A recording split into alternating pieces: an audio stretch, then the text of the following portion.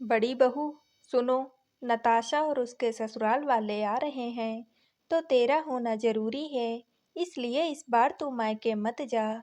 इस बार भी छोटी बहू मायके चली जाएगी, तू अगली बार चली जाना। यमुना जी बड़ी बहू मीनल को एक तरीके से अपना हुक्म सुनाते हुए बोली। उनकी बात सुनकर मीनल के हाथ रुक गए, जबकि अंदर रसोई में काम करती हुई छोटी बहू पिंकी के तो जैसे पर ही निकल आए, जैसे अभी ही उड़कर मायके पहुंच जाएगी। वैसे भी उसे काम करते तो जोर आता था, और घर में कोई मेहमान आ जाए तो और उसकी हालत खराब हो जाती थी। चलो, अच्छा है अपनी कामचोरी मेज का फायदा उठाते हुए वो हर बार काम से बच जाती थी। ऊपर से छोटी है, इस कारण से हर बार डांट से भी बच जाती थी। तभी मीनल ने कहा, पर माँ जी, मुझे 2 साल हो गए मायके गए हुए, इस बार तो चले जाने दीजिए ना। पिंकी है ना, वो सब संभाल लेगी। नहीं नहीं, पिंकी के बस की बात नहीं है। वो कोई काम ढंग से करती है क्या?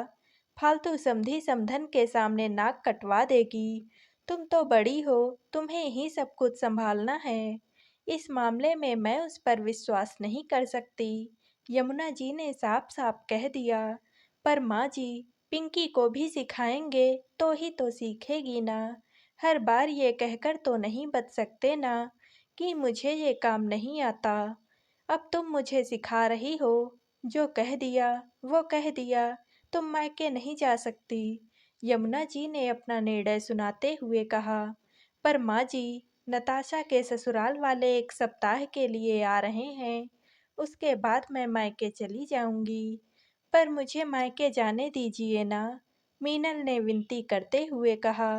कह दिया ना, समझ में नहीं आ रहा है। कोई 1 सप्ताह में पिंकी तो लौट कर आएगी नहीं। अगर तुम भी चली जाओगी तो फिर यहाँ का काम कौन संभालेगा? नताशा के ससुराल वाले तो 1 सप्ताह बाद चले जाएंगे, लेकिन नताशा तो यहीं पर रहेगी। वैसे भी शादी से पहले इतने साल रह तो ली मायके में, अभी भी मायके से पेट नहीं भरा तुम्हारा। अब मैं इस बारे में कोई बात नहीं करना चाहती। नताशा और उसके ससुराल वाले आ रहे हैं, जाकर तैयारी करो। कहकर यमुना जी अपने कमरे में चली गई। मीनल मन मसोस कर रह गई, लेकिन तभी मीनल का ध्यान पिंकी की तरफ गया। उसकी मुस्कुराहट ने उसके कलेजे को चीर कर रख दिया। छोटी बहू का भी मायके से पेट नहीं भरा, और ननंद का भी मायके से पेट नहीं भरा, लेकिन बड़ी बहू जो कि जिम्मेदारी लेती है, उसका पेट मायके से भर जाना चाहिए था। भला ये क्या सोच है? इसका तो साफ मतलब यही हुआ कि जो जिम्मेदारी उठाता है वही हर बार पिसता है। पर इस बार मीनल इस फैसले को मानने को तैयार नहीं थी। मन ही मन उसने कुछ निर्णय लिया और अपने काम में लग गई। पिछली बार भी मीनल मायके नहीं जा पाई थी, क्योंकि तब यमुना जी का बाथरूम में पैर फिसल गया और वो गिर गई थी, तो उनके पैरों में फ्रैक्चर आ चुका था। मीनल ने ही उनको संभाला था। तब भी छोटी बहू पिंकी बहुत खुश हुई थी, क्योंकि उसे तो जाने का मौका मिल चुका था। वो तो सप्ताह भर ही यहाँ पर रुकी थी, उसके बाद अपने मायके चली गई थी। तब भी ननंद नताशा 1 महीने के लिए यहाँ पर आकर रुकी थी। उस बीच मीनल ने हिम्मत करके जरूर कहा था, माँ जी, अभी तो नताशा दीदी आई हुई हैं, मैं 2 दिन के लिए अपने मायके जाकर आ जाती हूँ।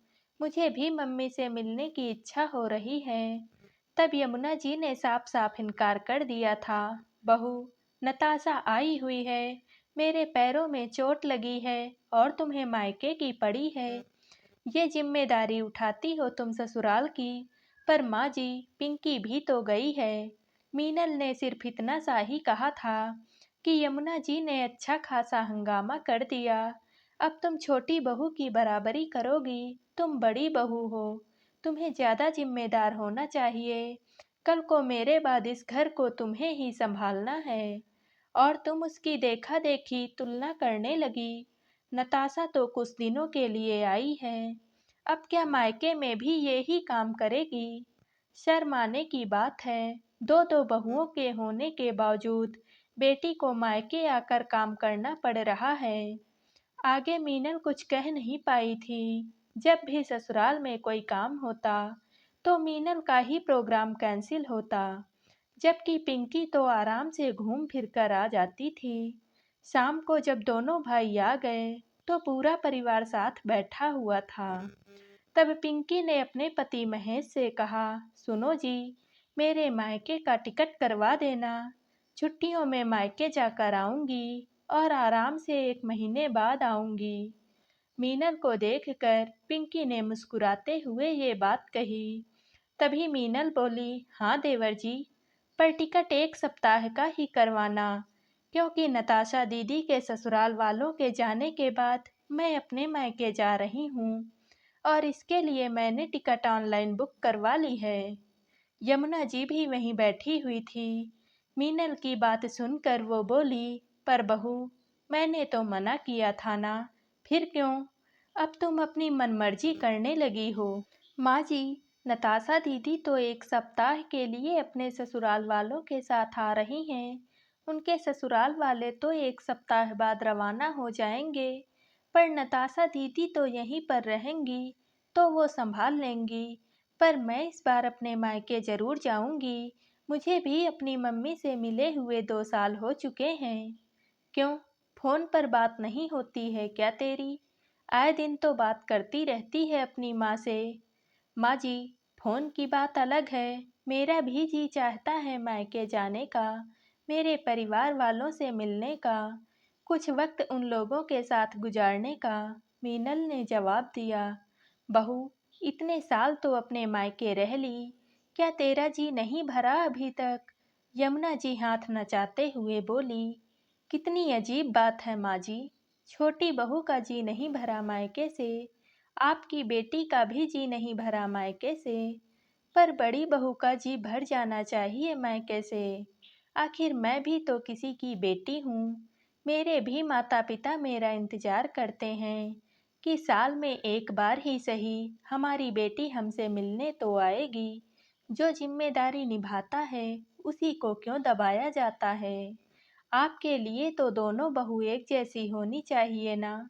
एक को इतनी छूट और दूसरी को इजाज़त भी नहीं। इस बार मैं मायके जाऊंगी और ज़रूर जाऊंगी, चाहे आप मुझे इजाज़त दो या ना दो, कहकर मीनल अपने कमरे में चली गई।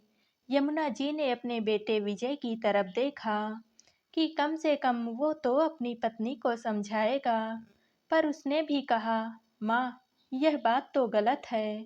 कुछ दिन पिंकी अपने मायके रह आएगी और तो कुछ दिन मीनल अपने मायके रहकर आ जाएगी। आखिर दो बहुएं तो दोनों को एक जैसा समझो। एक तरफा निर्णय हमेशा नुकसानदायक होते हैं।